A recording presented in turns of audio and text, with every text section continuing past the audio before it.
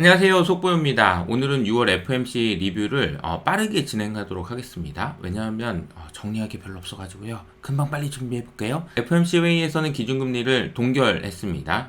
큰 움직임이 없었고요. 점도표에 따르면 연준 의원들은 중간 전망치를 0.5%포인트 인하할 걸, 2번 정도 인하할 거라고 이야기를 했습니다. 성명문에서 높은 실업률과 높은 인플레이션의 위험이 증가했다라고 썼던 지난달에 문구가 삭제되었다는 점이 특징이고요. 경제 전망에 대한 불확실성이 줄어들었지만 여전히 높은 수준이다 라고 이야기를 했습니다. 자, 파월 의장이 금리를 동결하는 모습이고요. 점도표를 보면은 금리를 한 번, 두 번 인하할 것이란 전망은 유지되었지만 여전히 7명은 인하가 없을 것이라고 전망했다라는 건데요.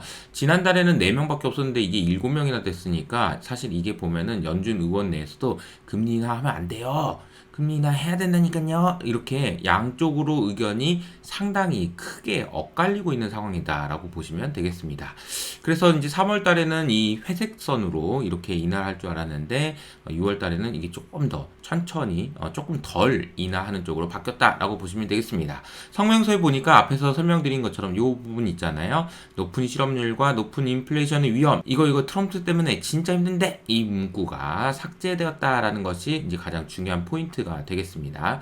그리고 이제 경제 전망에 대한 불확실성은 좀 여전히 높다라고 얘기했고요. 자, 이번에 이제 경제 전망이 중요했던 이유는 트럼프 전 대통령의 관세 규모 발표 이후 첫 업데이트라는 점에서 이제 굉장히 좀 중요했었는데요. 한마디로 표현하면 아직은 괜찮은 것 같다라는 이야기였어요. 아직은 괜찮은 것 같다. 그래서 관세 영향이 아직 뚜렷하게 확인되는 징후는 없다. 나중에 될지 모르겠지만 아직은 괜찮다라고 얘기하면서 파월은 시간이 지나면서 최종 소비자 가격에 반영되긴 할 텐데 아직은 괜찮다라고 이야기를 했습니다.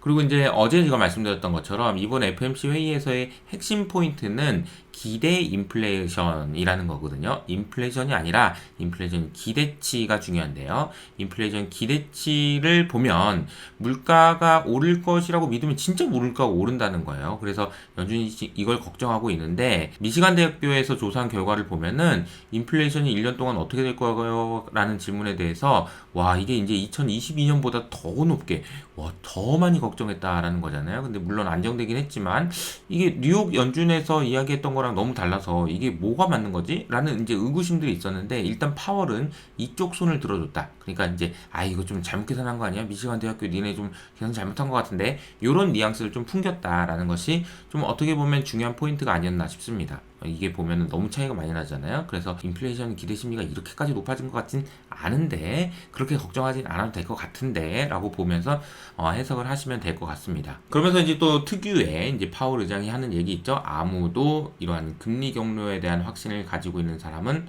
없다 라고 이야기를 했다라는 점이죠. 주가가 좀 이 영향으로 조금 흔들리긴 했습니다만 아주 큰 영향을 주진 않았다라고 보면 될 것 같고요. 대신에 이제 제가 주목해서 봤던 것은 크립토가 월가를 삼켰다라는 거예요. 자, 이제 거래 대금 순위로 상위 종목에 서클이 3위에 올랐고요. 코인베이스가 4위에 오를 정도로 정말 진짜 장난 아니네요. 제가 그래서 서클에 대한 관심을 계속 가져야 된다라고 말씀드렸는데 세상에 이게 좀 너무 많이 올랐습니다. 이게 주가가 이게 적당히 올라야 되는데 이제 7배째 오르고 있는 거예요. 지금 그래서 시가총액이 급등하는 상황이고 이제 밸류에이션으로 이제 설명이 안 되죠. 시가총액이 600배가 넘어섰습니다. 그리고 코인베이스도 이러다 보니까 야, 코인베이스 말고 서클로 가자라고 하다가 야, 서클이 너무 오르니까 코인베이스도 서클의 수혜를 받거든요. 그래서 저도 이제 코인베이스가 좋을 수 있다라는 얘기를 했는데 한동안 주가가 많이 안 좋았는데 이번에 어제 16% 급등하는 모습 보였습니다.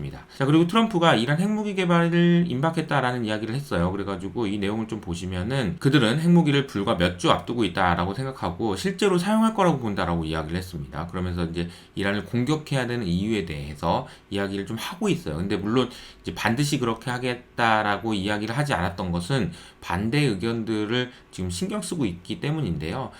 미국이 지금 이란을 공격해야 되는 이유는 이 그림에서 보시면 포르도우라는 지역이 있거든요. 이 지역이 굉장히 산악 지역이어가지고 미국의 무기를 활용하지 않으면 여기를 이제 무력화시키기가 상당히 어렵다라고 얘기하더라고요. 그래서 이 부분 때문에 이제 미국이 공격을 해야 되는 거 아니냐, 이스라엘이 미국 형 이거 한 번만 또 때려주면 우리 이제 끝나는 건데 이렇게 얘기하면서 트럼프가 지금 흔들리고 있는 상황인 것 같은데요. 문제는 뭐냐면 마가, 그러니까 이제 미국을 더 위대하게 만들겠다라고 하는 충성층 내에서도 지금 갈등이 있다라는 거예요. 그래서 지금 반대하는 의견들이 많아서 이제 트럼프가 눈치를 계속 보고 있는 것 같습니다. 그래서 이스라엘과 이란과의 갈등이 이제 앞으로 어떻게 진행될지는 좀 더 지켜봐야 되는 상황인 것 같고요. 투자하는 입장에서는 유가를 보면서 확인해 봐야 되는데 유가는 아직 이제 끝나지 않았다라는 것을 시사하고 있는 것 같습니다. FOMC 회의도 그렇지만 여러 가지 불확실성이 지속되는 가운데 크립토 시장에 대한 관심이 계속되고 있다는 점이 특징이다 라고 정리하면 될 것 같네요.